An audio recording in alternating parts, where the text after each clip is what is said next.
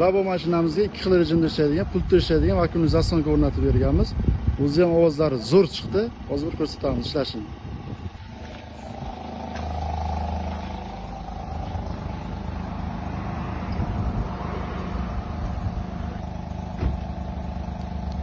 Hozir uchiq holatda gaz bering.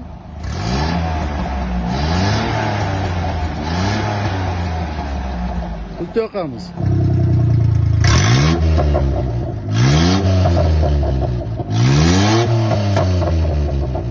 O'chiramiz.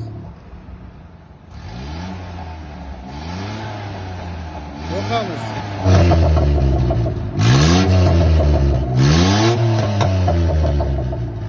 Zo'r. Bu videoni labosi bor tanishlaringiz tashlab qo'yinglar. Bizga podpiska bo'lishni unutmanglar. Unga shuna xizmatlarimiz kerak bo'lsa, telefon qilishlaringiz, ishlaringizni zo'r qilib bajarib beramiz.